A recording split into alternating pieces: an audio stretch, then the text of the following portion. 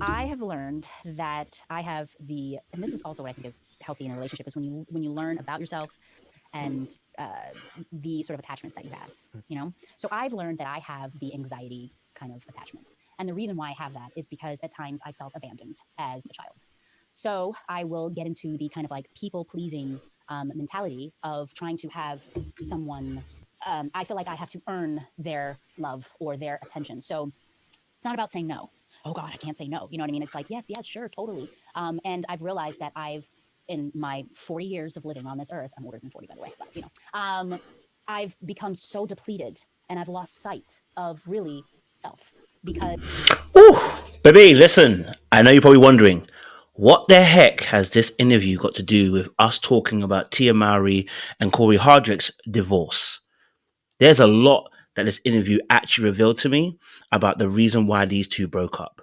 You know, on this channel, we like to go deeper, we like to go underneath the surface and try to bring as much information and try to collate this information into a way that begins to actually expose what's really happening in front of your eyes. We know that Tia Mowry told us that the reason why she broke up with her husband is because she needed to be happy. She finally found a sense of happiness, and part of that was her also going to therapy, and then and going through some grief and some losing of members of family and stuff like that. That she got to a point where she realized she needed to be happy. But on this interview, she breaks down and talks about how she has an attachment issue, an anxiety or an anxious attachment form, which begin to dive into a little bit later on. And that particular aspect where she was putting someone else first and she was people pleasing, and now, she lost sight of self. And I think if you attach that to her first ever interview when she spoke about the divorce between herself and Cory, it matches up so beautifully, but it actually tells us a greater story. Tia Mowry, yes, maybe there would have been issues of Cory and the way he dealt with things, and I'll try to break down as much as I can with Cory what happened as why he was a problem in the relationship. But overall, Tia has chosen herself. Now, someone can say this is selfish. Some might say this is selfless. Whatever side you fall on, this is the video you need to watch, because we're going to break it really all the way down and hopefully can help you in your relationship going forward as well. So if you're new to the channel, do me a massive, massive favor. Like it, share, subscribe, click on the bell button for notification of the uploads. And for those of you who are returnees, you already know what it is, baby. You got the minerals. You got the minerals, baby. All right? Because the streets out there are hot. Don't play with it. Don't play with it. Don't play with it. We're trying to get to 100K subscribers and would love your help to do so. We're killing it at the moment because you guys are deciding to join us and you're crushing it. And so I really, really appreciate you guys' support. It means a lot. And I can't wait to see us do more great things. So if you haven't done so, make sure you subscribe to that channel. And also alongside that, we have a Patreon and a membership. So the YouTube membership is £1, $1. Support the channel that way. And you can be part of the membership conversations every other Tuesday that we do, which is members only live, about an hour. And then also we have a Patreon was amazing. You get to be a part of this Discord and this great community and family who talk about all different types of TV shows. That goes from reality to your Queens of Court, your Ready to Love, your Sister Zatima, any of those kind of shows that you love talking about. That's a space for you to begin to discuss some of those things. When you get that feeling, I've just watched the episode, I want to talk to somebody about it. Boom, that's the community that you need to be part of. So go and join that as well and be a part of a community that cares about what you care about. And finally, if you haven't done so, make sure you grab your merchandise. Yes, because listen, let me tell you something. This, you can't be without the Mineral Gang merch. You get me? And I'm not wearing it today because I wanted to have a bit more of a formal look. But make sure you grab your hoodies, your hats, your scarves, whatever, because wintertime is coming and I want you to be warm with some Mineral Gang gear as well. But let's get into this video because we're talking to you today about Tia Mowry and Cory Hadrict. I've seen so many different videos and I took actually about 4 hours today to kind of go deeper diving into Tia Mowry and Cory Hadrict as to what was going wrong, because none of us have an answer. And I'll be honest with you, I'm not going to lie like I have the absolute answer, but I will tell you, I believe I have some more information that's golden, that's paramount, and that's going to help not only yourself, but actually expose a bit more about what happened with Tia and Cory, all right? So first thing I want to detail is this. The reason why I picked out this particular clip is because it was going viral on internet already. And then when I went to watch the actual interview, there was some really key background information that would help us to understand where Tia's coming from. The funny thing is, I went to research Cory's Hardrick background. I barely found any information. Now, why is that important? It's important because if we can't find his background, we can't really place where he's coming from. All I know about Cory Hardrick, and that anybody knows actually from this particular community, if you want to call it that, is that his mother passed away quite early when he was in high school, and she was the one that pushed him into acting when he was a very young man, and pushed him into I think his first ever acting gig as a young kid. Right, she pushed him onto that as a young kid, and he got into acting, and then secondly, he. I think that as a final thing, his mom, on a dying breath, kind of was saying, "Listen, go pursue your career, go and do it." So he looked after his mom for 7 months, I believe it was. 7 months he looked after his mother as a high school young individual. Now, what does that do to a young man's mind when your life becomes changed in such a way that you're seemingly your only caregiver at that time, because his dad is never mentioned. We never hear anything about his father. I barely hear him ever speak about his father on any particular interview. You rarely hear it. I don't even know who his father is. But we hear little tidbits about his mother, right? And even on the reel, I was watching the reel with him and Loney asked him about his mother. Didn't ask about the father, which tells me that the father's probably not in the picture. That's a massive, massive detail. Even though it's omitted, it's a massive detail because it also gives us an idea in terms of where his mindset may be coming from. So potentially no father figure, insight, in terms of real biological father. Then you've got a mother who dies in your high school years and is dying. So not even that she died, dying. So you're dealing with an imminent death coming at a particular time. You know it's coming, and you're 7 months deep, and you're looking after her yourself as well, right? She passes away, and then you go and buy this ticket for $75. He ends up in LA after that. If I'm correct, is it LA? I think it was correctly. Close to Inglewood or whatever. So yeah, $75, gets on a plane, goes to pursue his career. But from that point onwards, he's living on a poverty line, right? At that point onwards, he's trying to make ends meet. I remember I watched a video where he was talking about he was getting unemployment checks. He was trying to go from job to job. At one point, there's a story about him and Tia when they met on set, when he met her sister and herself, and he was wearing borrowed sandals. This is the kind of life he was living. He's coming from very humble beginnings, a very traumatic financial beginning. And that again also will begin to inform his mindset. One thing I've heard from Cory all the time is he likes to keep things simple. And I think that's really key, because what I see with Tia, not that she's expensive or even high maintenance as such, not at all.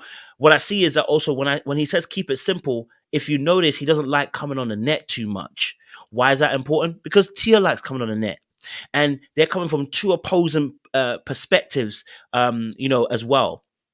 I've kind of given a little bit of a background. I want to give that little perspective to keep your mind and focus on, because I'm going to tie it all together, because all this information is about bringing it in and tying it together as to why the present day we're looking at what we're looking at. He's denied cheating, so let's take cheating off the table. This is simply a relationship that hasn't worked. It's got to a place where she says she graduated the relationship, and he's saying he still loved her and didn't want a divorce and wanted her to come back home.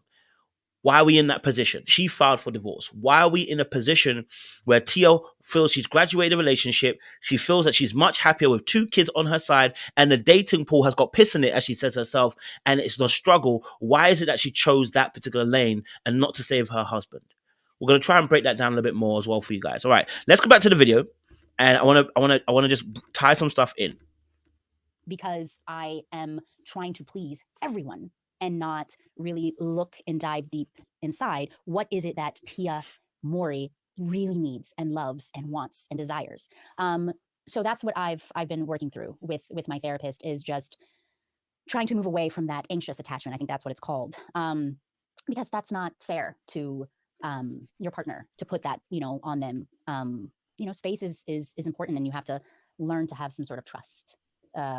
And so yeah, that's what I'm working on. I love that. Did you hear that? No. Did you hear that? Those key words. I'll just replay it for you. I want you to listen very carefully, because one of the things that I noticed, and I'll play it for you, the Black Love clip, was that Tia was all over him. When I say all over him, for somebody, we have to be able to understand where Cory's coming from. I believe Cory is an avoidant, fearful avoidant attachment. Anxious attachments tend to end up meeting avoidant. I'm an avoidant, so I know fearful avoidant, right? We don't like people being attached to us too much. We like the freedom, we like the independence. We don't like people depending on us. Please don't be too attached to me. Hey. Get off my shoulder, get off me, man. That's how I happen sometimes with my siblings. I notice it that sometimes I'm like, hey. Or, even the girlfriend will hug me, right? It's a bit too much. The mushy stuff, hey, come on. Which would also explain the TikToks that he did. And I'll show you something real quick. Look at this TikTok here. I'm going to show you the TikTok, right? Now, this is a TikTok where everybody's dressed the exact same way, but why is he dressed differently? Because the fearful avoidant person does not want to be never wants to feel like he's being controlled. He always wants to feel like he is in control. And remember, he lost 7 months of his life looking after his mother, right? That responsibility and being under control by having to care about someone and losing that attachment to the mother is a very difficult process to be in. And sometimes when you're in fear and when you're hurt and when you're broken, you try to control other situations to make sure you're not in that similar position again. You don't want to be hurt in the same way. Now, when I watched this, I said, why would he not join in with Tia's particular thing? Well, he might feel like he was controlled in that moment. He might have felt like, you know what, Tia, you're doing too much. I don't want to be in these videos, which we saw. We've seen videos where he's like, you can see he doesn't want to be in the video. His thing is not to try and, be so animated in front of camera. Even when he's doing his acting, he ain't animated. You get what I'm saying to you? He's a very chill persona. And that's how he is. But there's a passive aggressiveness to him in terms of resisting control or seemingly resisting the ability to have some freedom. When someone tells you to dress a certain way, you may feel and be triggered that they're trying to control you in the relationship rather than it being a sweet moment, which is, let's all dress exactly the same. And yet when he dresses, look at this video. Let's watch the video. Look quickly. I'll show you.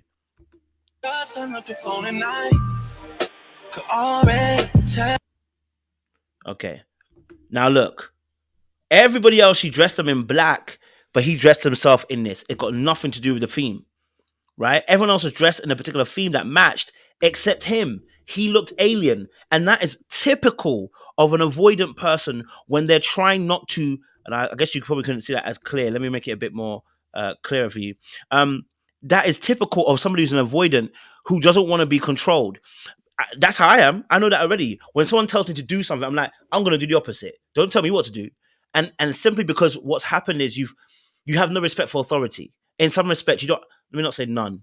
You lack respect in certain things for authority, or you lack, or you refuse and you reject people that you feel don't have as much wisdom, knowledge, finance, or whatever. You reject them in certain areas, right? Because you feel like if you're not a leader in that, you can't tell me what to do. If I think I'm smarter than you, can't tell me what to do.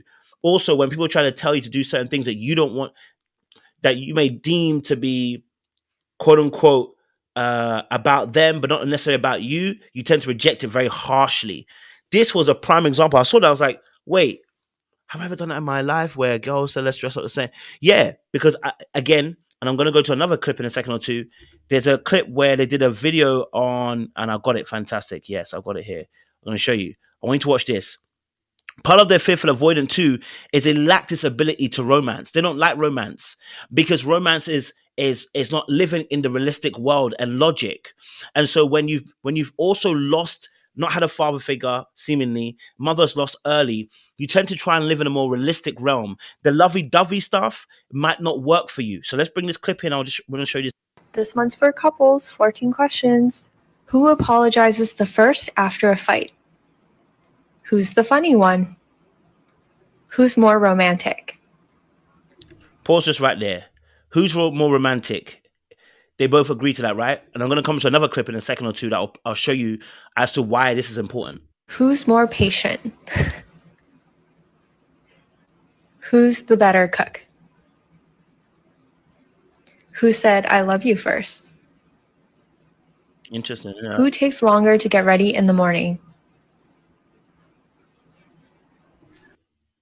All right, cool. So let's go to, I want to bring to another clip for you guys as well, right? It was a Black Love one, which everybody obviously watched, and we all dissected at the time and was like, we now see why they broke up, which again was really important because there was a scene in there that where they discussed about love, and it was about rejecting that funny. Um, okay, so let me bring if I can bring it here. Let me see if I can get this. Fantastic. Let's. Me, Okay. and she knows I'm with her, and that's just everything's not perfect. Marriage is work, And that's marriage is work. I'm not here. Let me go ahead. Sorry. I'm not gonna be here and everything is bro. You have to work hard, to stay married, and stay together. You know what I'm saying?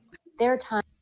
All right, cool. Sorry, I think I didn't get the right part I wanted to get for you guys. Anyway, but the part I wanted to allude to was actually she, and I'll bring it to you in a second because I've got the notes for it. But that was the interesting part, right, where he talks about let me finish. I want to be able to say what I got to say, and finish my point off, because Tia has a issue. Tia has a, and listen, in that clip he actually interrupted her as well. So let's not.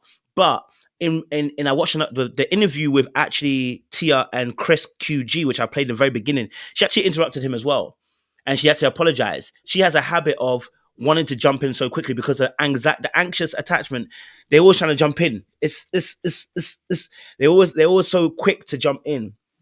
And part of the anxious attachment, they're afraid. They're very much afraid of they're very much afraid of a person's change in behavior. They're very much aware of a person's change in behavior because they're always thinking the person's going to leave them or abandon them, and they feel, and as soon as any distance is created by any means, their anxiety begins to kick in. The problem is the fearful avoidant creates distance in the relationship because he doesn't like being too close to people. So you got anxious avoidant and anxious avoidant and fearful avoidant. They actually trigger each other, and yet they're always the ones that are drawn to each other. So the fearful is always drawn to the anxious is drawn to the fearful, and yet they're the ones that trigger each other the most. So when I watched that clip with Chris QG, I was like, oh, I see it now. When she's talking about her happiness, and if you notice, a lot of her conversations about I, and obviously her people pleasing spirit too, which we're going to break down because I'm going to go back into that clip. She speaks about her upbringing. The divorce sounds like you've got to a place where you've begun to heal, and maybe your servitude that you once has shifted, and where you probably could not communicate your actual needs in the relationship to Cory, where you failed to communicate your issues and your needs to him. Now you've got to a more healed place. You're wanting those needs to be met.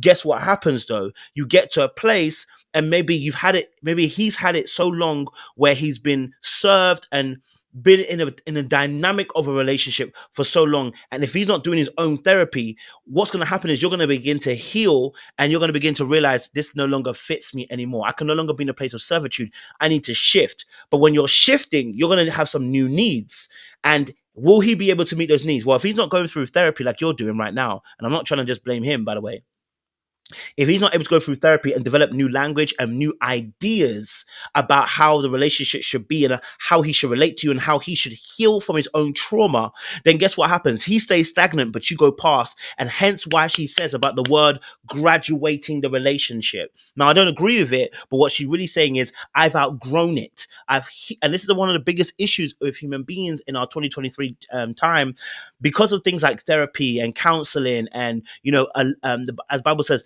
knowledge will abound in the last days. As knowledge begins to abound, what is happening is people are growing, getting wiser, and with that healing of these new terms and new education and new insights about self and how we can grow, people are self-developing in such a way that they outgrow their partner. And if their partner doesn't want to match up or doesn't see the issue with their own behaviors, guess what happens? You get triggered all over again, and you feel like, you know what, this relationship don't serve me no more. Hence why she said graduating the relationship, and it's about my happiness. And really what she means about my happiness is I'm finally putting me first. That's not a Cory issue.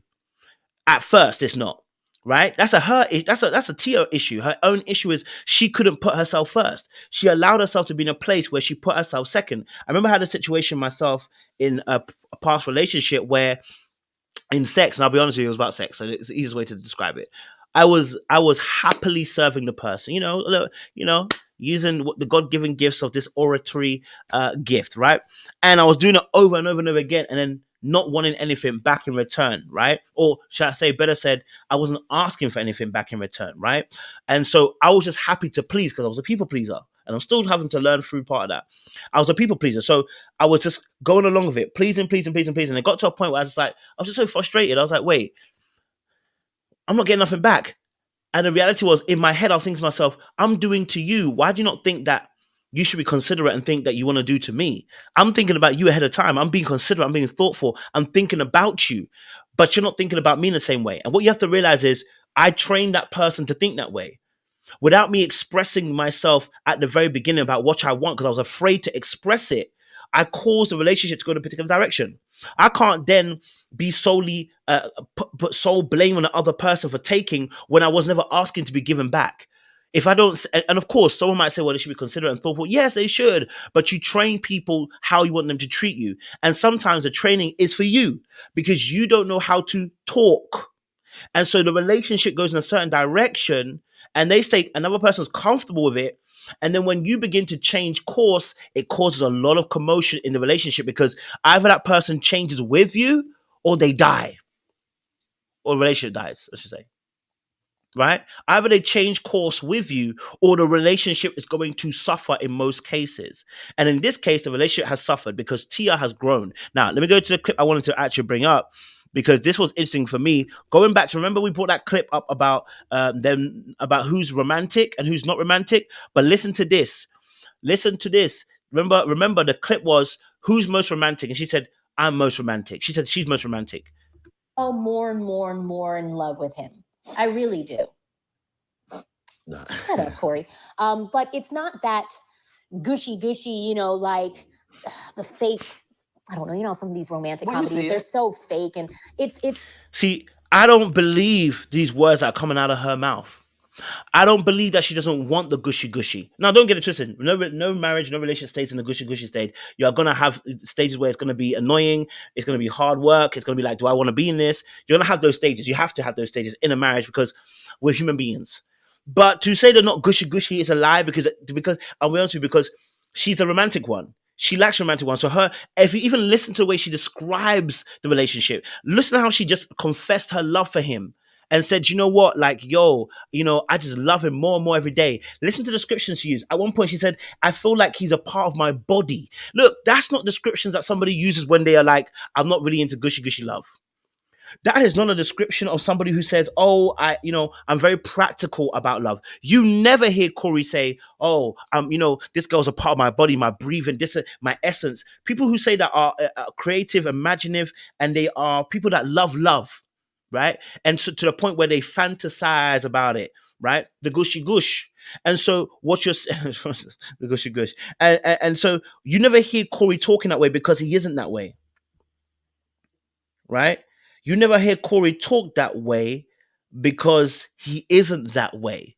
Because of what he's experienced in terms of loss and poverty and lack of fatherhood instead. And so that, looking at how that is treated, he hasn't seen that. With Tia, she's seen both her parents. And we're going to talk about both her parents in a bit as well, right?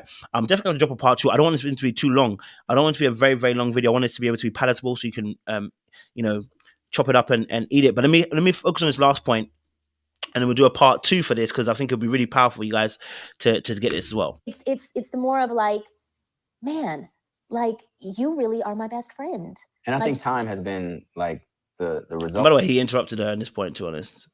Of that is we've been together a while, so it can't be that fake because a lot of people get together, you see them, they in love and tattoos, and it's over in a year, 2, 3, it's done, but we still in it. So he's like a part of my body, you know what I mean? It's like now I'm not gonna lie to you, listen, his body language is telling. When she begins to speak, he feels frustrated. I can't lie to you. I think I've done this before. When she begins to speak like this, he gets frustrated. I'll tell you why. He's not comfortable in that realm, number one. Number two, I remember a situation in a relationship, and I said this, where the person was boasting about what we did in a relationship. And I'm a more grounded person when it comes to relationship. Like, I like to deal with a realism. and the reality of situations. But that's because of the way I've grown up. I've grown up in a where my dad's not necessarily romantic. You never really see that kind of stuff. Do you know what I'm saying? But his love is, I've fed you, I've clothed you, I've bathed you, you have food in your belly, you know what I mean? Like, you got a roof over your head, you're loved. That is his love language. And I remember he said to me, that's a Ghanaian thing. And I said, it's not. It's your trauma. I want to be honest with you. It's your trauma. You don't realize, right? Because of what he had experienced. He never had a father figure as such, but had a very strong black woman as a mother who had to cover both roles. So I can only imagine, yes, he's going to be that way, right? And what is fitting about it is that, so for him, he's not romantic. For me, watching that, I didn't become very romantic. In fact, at the very beginning, I was romantic. My first ever girlfriend, I would say that I was very much fantasy in love. And as soon as my heart got broken, I went straight to being cold again. What's romance? What's dating? What's going out? I don't know about those things. Hey, you should know I love you, because if I care about you, I protect you. Of course, I can't say provide because I was so young then. You know, as long as I'm not disrespectful, and you know, I think about you when I'm doing things, then I love you. What do you want? What more do you want from me? And then and so that side of you, that romantic side, that emotional side dies. It's died because that was what you needed to survive. And that's what you saw. So my own feelings had to die in order for me to survive. I can only imagine, where did Cory's feelings go? Because he didn't have time to address his feelings. No father figure, no mother who passed away early. Then you have to look after her for 7 months. You ain't got time to have feelings, bro. So when I'm coming into a relationship, I'm not coming into a relationship with a lovey-dovey aspect, which is why I said the lovey-dovey gushy energy is not Tia. Lovey-dovey energy is not Cory, it's Tia. And what has happened is that gushy issue has died down, because his energy you can only match if you begin to have too many different varying levels on that. People get hurt and the relationship can't survive. So what Tia has done as a people pleaser is she's adjusted herself and said, you know what? We're not about gushy gushy. You damn right are. You are a gushy gushy. It doesn't mean that you can't be realistic, but you a gushy gushy, sis. That's okay. You a gushy gushy. I hear you. You want the gushy gushy love. That's okay. Now he's frustrated about it because when she talks like this, it's like it overhypes the relationship. He wants more realism. So when she talks like it's like you're overhyping it. It's never that. It's not that great. Listen, don't overhype it. Don't oversell it to people. You know what I mean? Don't make us a role model. Let's keep it real. And I remember a situation I had with one of my girlfriends, and I felt like it was boasting. And I think that's what he's doing right now. When she speaks, he may feel like she's boasting about the relationship, or boasting about the love that they have, when he's trying to keep it more level-headed. And in reality, he actually does need to change. And, she's adjusted, but he needs to adjust too, right? Play this last little bit. Oh, I muted it. My bad. I can't even visualize myself, without Cory. She puts up with me because I'm a little crazy. But I mean, it's. Does this look like somebody doesn't do gush gush, laughing and smiling and kicking and doing all the cuteness? It's like, it's a good crazy, but it's just me. She understands me, but she supports me. Now, let me tell you what that means when he says, I'm a little bit crazy. I'm avoidant. I'm distant. I can get cold. I can sometimes shut down. I can sometimes not communicate effectively. And she still deals with my doo-doo. Now, am I saying he's the only problem? No, she's a problem too, because she's anxious. So anything that he does, even if he's not doing that, she's going to feel some type of way. And then she's going to want to draw closer to him. And that's going to want to push him away. And then she's going to be all over him. Look how close she is towards him. I'm going to show you a part of the clip at the end where, and I'm going to show you something. But anyway, I'll get to it in a second. Don't let me rush ahead. But what's key about this is, she is so close to him. You can see her body language, how she's smiling, how she's looking at him when she's talking. Someone might say, oh, he's not in love with her. He is in love with her. But his way of loving is a fearful, avoidant way of loving. It's about keeping control and keeping distance, and about making sure the person is maintained. Because if I allow myself to fully let go, I could be abandoned by you. My needs may not be met. If I get too close, you can hurt me. If I get too close, I'm going to lose control. I will no longer have the mastery of my emotions. And so if I do that, anything can happen. That's a fearful, avoidant way of doing things, right? We don't like people crowding our space. She's crowding right now. She's crowding his space. She's on top of him, right? But I'm going to show you another part of the clip in part 2. We're gonna leave it here. We're going to drop it part 2. Make sure you tune in, and I'm going to break it down even further because there's so many more clips I have to show you guys so you can actually see the full picture of what's happening. And hopefully you're learning something from this as well. And if you know you identify with being an anxious or an avoidant, fearful avoidant, then this is the video for you. You need to really tap in and just kind of take it along. Because I'm learning myself. Much appreciation.